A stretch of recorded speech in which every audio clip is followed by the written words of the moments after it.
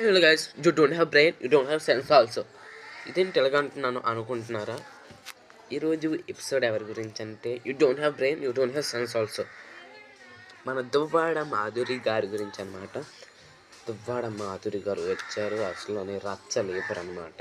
రైలు కాడుగా వచ్చి రీతితో unhealthy bonds అన్నారు. చివరికి హౌస్ నుంచి బయటికి వెళ్ళిపోయారు.